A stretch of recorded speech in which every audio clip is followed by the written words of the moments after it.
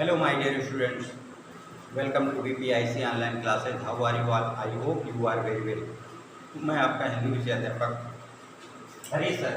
आज जो क्लास 12 है, हिंदी पद्य के अंतर्गत, हिंदी काव्य के अंतर्गत जो चैप्टर है वो फर्स्ट चैप्टर लेकर उपस्थित हुआ हूँ, प्रथम पाठ लेकर उपस्थित हुआ हूँ, जिसका शीर्षक है पवन दूतिका. पवन दूतिका नामक पाठ को लेकर उपस्थित हुआ हूँ, जिसके रचयिता अयोध्या सिंह उपाध्याय हरियोध जी हैं. जिसके रचयिता कौन है? अयोध्या सिंह उपाध्याय हरियोध जी हैं. पहले इनके जीवन चरित्र के विषय में, करणी तथ्य के विषय में बात कर लेते हैं. आइए इनके जीवन से जो सामान्य चीज़ें हैं, सामान्य चीज़ें जो संबंधित हैं, उन पर चर्चा कर लेते हैं. द्विवेदी युग के ये महान साहित्यकार के रूप में हमारे समक्ष आते हैं. द्विवेदी युग के आप लोग क्लास 10th में पढ़े होंगे, 11th में पढ़े होंगे कि जो अयोध्या सिंह उपाध्याय हरियोध जी हैं और उनके साथ मैथिली शरण गुप्त जी जो हैं, ये दोनों जो कवि हैं वो द्विवेदी युग की महान देन हैं. इसमें हरियोध जी ने हिंदी खड़ी बोली का प्रथम महाकाव्य भी लिखा है, जिसका नाम है प्रिय प्रवास. और इस प्रिय प्रवास जो हिंदी खड़ी बोली का प्रथम महाकाव्य है, उसी का ही एक अंश है, उसी का एक रूप है प्रिय प्रवास का ही, जिसे हम पवन दूतिका के नाम से जानते हैं. पवन दूतिका खंड को आपके शीर्षक नाम से इस खंड को आपके पाठ्यक्रम में रखा गया है.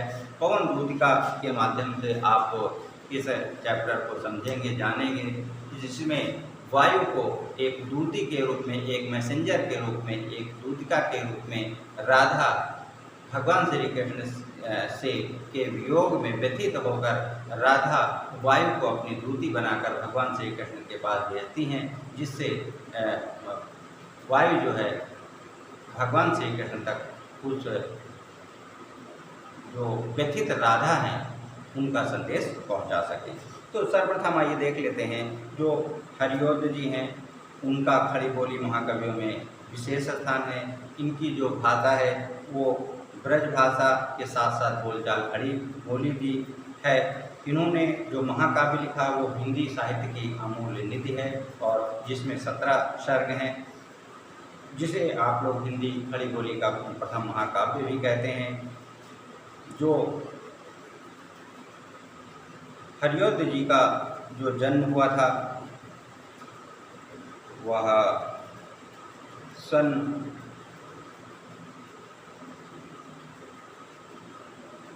1800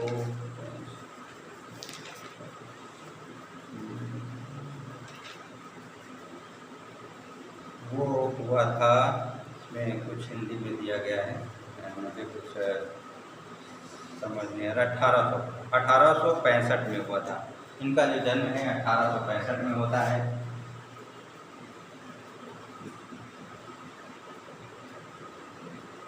1865 ईस्वी में. और इनका जो जन्म स्थान है, जन्म स्थान के रूप में हम निज़ामाबाद को देखते हैं. जन्म स्थान में निज़ामाबाद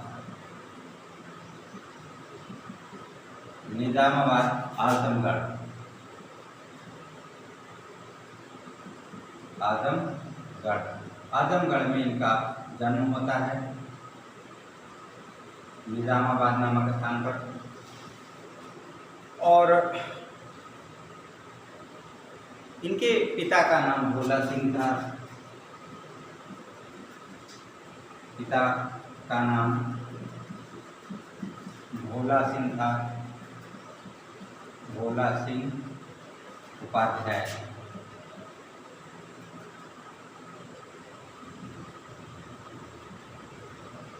भोला सिंह उपाध्याय था. और इनकी माता का नाम रुक्मिणी देवी था.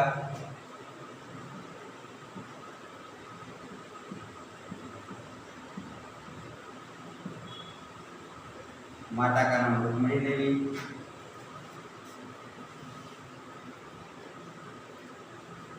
इन्होंने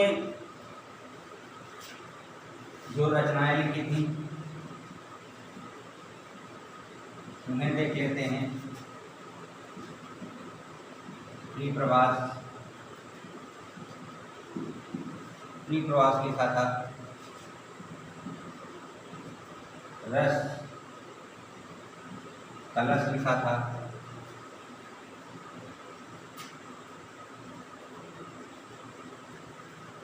अर्ध खिला फूल लिखा था,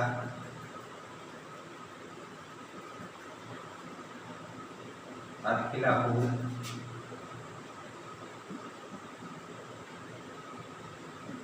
ठेठ हिंदी का ठाठ, ठेठ हिंदी का ठाठ, वैदेही वनवास,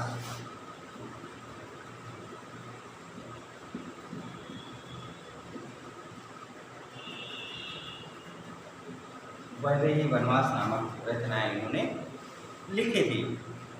और इसमें भी है रुक्मिणी परिणय है, चोखे चौपदे है, चुभते चौपदे है, ये इनकी रचनाएं हैं।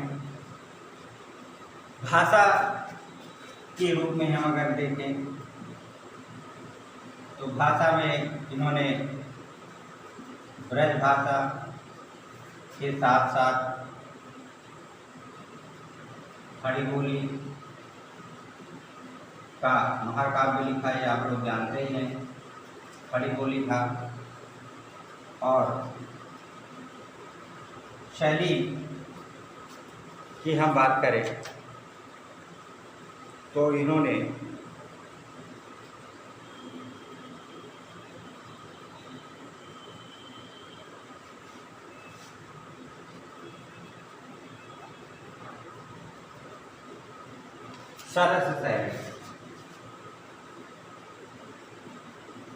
सरस शैली जिसमें प्रबंध और मुक्तक दोनों शैली आती हैं, प्रबंध तथा मुक्तक। सरस का मतलब होता है रस से परिपूर्ण, सरस शैली का इन्होंने प्रयोग किया। और जो इनकी मृत्यु होती है, मृत्यु होती है वह 1945 ईस्वी में, सन 1945 ईस्वी में इनका देहावसान हो जाता है। तो इस प्रकार से ये हरिऔध जी हमारे समक्ष एक महान कवि के रूप में आते हैं। हरिऔध जी द्विवेदी युग के प्रतिनिधि कवि थे, गद्यकार भी थे। इन्होंने देश प्रेम और धर्म, संस्कृत, आस्था तथा लोक मंगल की भावना से परिपूर्ण काव्य रचनाएं की हैं। प्री प्रवास में इन्होंने प्री प्रवास के लिए इन्हें मंगला प्रसाद पारितोषिक प्राप्त हुआ था। इसमें उन्होंने कृष्ण चरित्र का आधार श्रीमद्भागवत पुराण को बनाया था। जो कृष्ण चरित्र का वर्णन इन्होंने प्री प्रवास में किया है, उसका आधार श्रीमद्भागवत गीता है। और इन्होंने एक रचना लिखी थी, रस कलश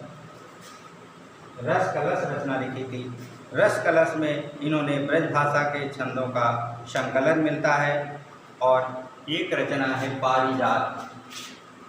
क्या रचना है? पारिजात। पारिजात जो रचना है वह एक इनके गीतों का संकलन है। पारिजात जो है वो गीतों का संकलन है, गीतों का संकलन। पारिजात रचना में इन्होंने ब्रज भाषा में रचित गीतों का संकलन किया था। और इनकी जो वैदेही वनवास ये रचना है। वैदेही वनवास में इन्होंने राम और सीता के चरित्र का वर्णन किया है। चुभते चौपदे और चोखे चौपदे में इन्होंने धर्म और नीति के जो आडंबर हैं, धर्म और नीति में जो समाज में फैली हुई बुराइयां हैं, जो आडंबर हैं, उन पर इन्होंने प्रहार किया है, इन पर उन्होंने व्यंग्य किया है। ये जो रचना है वात्सल्य वियोग पक्ष का ये पूछ लिया जाता है कि जो प्री प्रवास है उसमें किस रस का समावेश है, या इसके नायक और नायिका कौन है, तो नायक के रूप में हमारे समक्ष भगवान श्री कृष्ण आते हैं और जो नायिका हैं वो राधा के रूप में हमारे समक्ष आती हैं। और यहाँ पर वियोग पक्ष का अत्यंत सुंदर वर्णन किया गया। ये भी पूछ लिया जाता है किस रस का वर्णन किस पवन दूतिका में किया गया है, तो यहाँ पर अगर केवल पूछता है कौन से रस का वर्णन किया गया है, तो आप यहाँ पे लिख देंगे श्रृंगार रस का। अगर ये पूछता है कि यहाँ पर वियोग श्रृंगार का वर्णन है या फिर संयोग श्रृंगार का, तो आप लिखेंगे कि पवन दूतिका में वियोग श्रृंगार का वर्णन किया गया है, क्योंकि भगवान श्री कृष्ण राधा से अलग हो जाते हैं, तभी राधा जो है दूती के रूप में वायु को, हवा को दूती बना करके उनके पास संदेशा भेजती हैं। तो इस प्रकार से ये वियोग श्रृंगार का प्रमुख वियोग श्रृंगार पर आधारित प्रमुख रचना है। इनकी जो भाषा हमने बताया ब्रज और खड़ी बोली दोनों हैं। ब्रज भाषा और संस्कृतनिष्ठ खड़ी बोली शैली के रूप में इन्होंने सरस शैली जिसमें प्रबंध और मुक्तक दोनों शैलियों का प्रयोग किया। रस कलश में इन्होंने रीतकालीन अलंकारिक शैली का प्रयोग किया। चोखे चौपदे तथा जुगते चौपदे में व्यंग्य विनोद प्रधान शैली का प्रयोग किया। और प्रिय प्रवास में संस्कृत काव्य शैली का प्रयोग इन्होंने किया है। तो इस प्रकार से निश्चय ही हरिऔध जी हिंदी काव्य को एक नवीन दिशा देने वाले, एक नई दिशा देने वाले महान कवि के रूप में हमारे समक्ष उपस्थित होते हैं। इसके बाद इनके जीवन परिचय के बाद इनकी जो प्रमुख पंक्तियां हैं, तो एक जो छंद हैं उन्हें हम आज पढ़ते हैं, उनका भावार्थ जानने का प्रयास करते हैं। हरिऔध जी की जो प्रसिद्ध हरिऔध जी के सुप्रसिद्ध महाकाव्य वीर प्रवास का ये अंश है पवन दूतिका, जिसमें वियोगिनी राधा का मार्मिक चित्रण प्रस्तुत किया गया है। यहाँ राधा ने पवन को दूती बनाकर कृष्ण के पास भेजा है, आप सब जानते हैं, पहले भी बता चुका हूँ। इसमें एक और राधा के उदात्त चरित्र की झांकी मिलती है, तो दूसरी तरफ कृष्ण के समीप अपनी विरह अवस्था को प्रकट करने के लिए सटीक उपमान विधानों का चित्रण किया गया है। हरिऔध जी ने राधा को लोक सेविका, अब यहाँ पर आता है कि जो राधा होती है वो लोक सेविका के रूप में आती है, संसार की सेवा करने वाली। आप लोगों ने इसमें आप लोग पढ़ेंगे आगे कि वायु को ये सिखा करके राधा भेजती हैं कि आप जब भी जाना, अगर कोई कृषि जो किसान है उसकी महिला अगर धूप में तपती हुई दिख जाए, कोई ऐसा व्यक्ति जो धूप में गर्मी के मारे परेशान हो, वो अगर दिखाई पड़े तो तुम जा करके उसको स्पर्श करना और उसकी जो धूप से वो जल रहा है उसे ठंडक प्रदान करना। अगर आकाश में कोई बादल का टुकड़ा दिखाई पड़ता है तो अपने हवा के माध्यम से, वायु के माध्यम से, अपने झोंके के माध्यम से तुम उस बादल के टुकड़े को सूर्य के प्रकाश के सूर्य के नीचे लाना, जिससे उस तपती हुई जलती हुई किसान की स्त्री या किसान के ऊपर तुम छाया करना, जिससे गर्मी से जो बेहाल है उसे कुछ सुकून और शांति प्राप्त हो सके। तो ये जो लोक सेविका के रूप में राधा दूसरे के दुखों को हरने के रूप में जो राधा का चित्रण इस कविता में किया गया है, जिसमें नायिका का जो चित्रण है वह परंपरागत रूप से जैसे अन्य नायिकाएं होती हैं उस प्रकार से नहीं किया गया है। इसमें इनका चित्रण जो है लोक सेविका के रूप में किया गया है।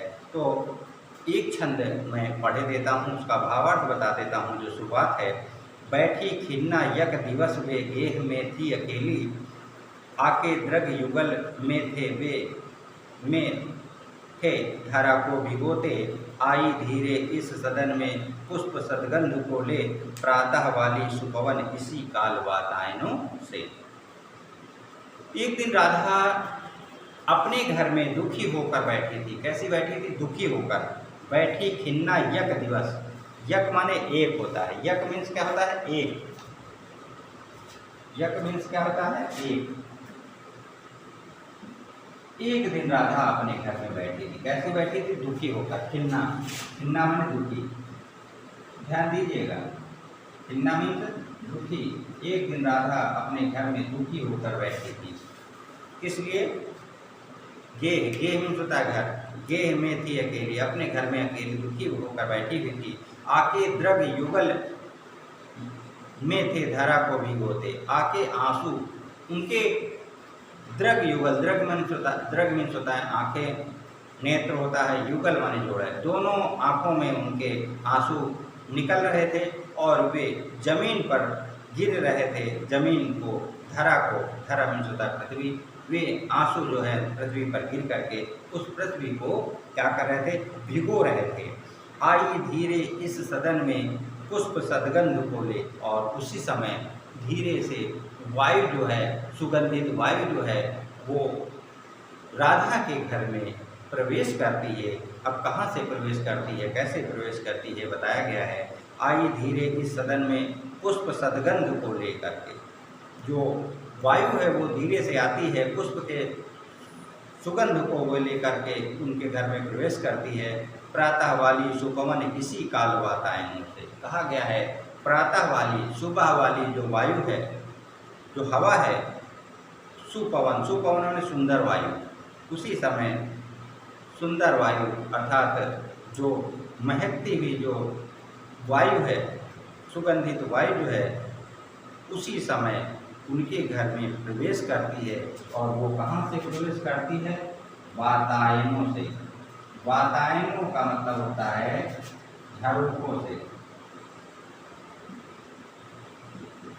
झरोखों से या फिर खिड़कियों से। कहाँ से प्रवेश करती है? खिड़कियों से प्रवेश करती है। ये जो वायु है राधा के घर में खिड़कियों से प्रवेश कर जाती है। ये आज इस एक छंद को ही हम पढ़ाएंगे। अगले वीडियो में हम जो और छंद बचे हुए हैं उनका धीरे धीरे उनकी व्याख्या बताएंगे। बहुत ज़्यादा भागने की, बहुत ज़्यादा जल्दी करने की ज़रूरत नहीं है। बहुत ध्यान से समझने, बहुत ध्यान से पढ़ने की ज़रूरत है, क्योंकि ये जो भावार्थ है, अगर ये आपको अच्छे से समझ में आ गया तो इसके जो इस पर आधारित जो 5 प्रश्न होते हैं वो आप लिख ले जाएंगे। अगर इसके भावार्थ को आप समझ नहीं पाए, क्योंकि गद्य जैसा इसमें होता नहीं है, अब आपको भावार्थ को, आपको पंक्तियों को एक कहानी के रूप में अपने दिमाग में रखना है, और जैसा प्रश्न पूछा जा रहा है उसी प्रकार से आपको अपनी भाषा में उसका उत्तर दे देना है। तो इसलिए ज़रूरी है कि शब्दों को समझिए। और एक प्रश्न इस रूप में आता है, जैसे यहाँ पे दे दिया, खिन्ना और वातायनों का क्या अर्थ है? तो क्या बताएंगे आप खिन्ना और वातायनों का? जब आप जानते होंगे तभी आप लिख पाएंगे। ये 2 नंबर का प्रश्न हो जाएगा। तो इसलिए शब्दार्थ भी आते हैं। शब्दार्थों को जानने के लिए आपको हर शब्द का अर्थ जानना जरूरी है, और उन शब्दार्थों को जानने के साथ साथ आपको इसका समग्र रूप से सारांश भावार्थ भी आना चाहिए, क्योंकि इसमें जो उत्तर आएंगे, इसके जो प्रश्न आएंगे इसमें से बनेंगे, वो आपके इस संपूर्ण कविता के सारांश से ही रहते हैं। अगर संपूर्ण कविता के सारांश और इसके शब्दों का अर्थ आप जानेंगे तो अपनी भाषा शैली में उन प्रश्नों के उत्तर दे सकते हैं। अन्यथा की स्थिति में आप 2-1 प्रश्न के उत्तर ही जान पाएंगे। तो आराम से इन प्रश्नों को हम धीरे धीरे करके इनमें बनने वाले प्रश्न और इसका भावार्थ और इनके शब्दों के अर्थ धीरे धीरे आपको समग्र रूप से समझाएंगे।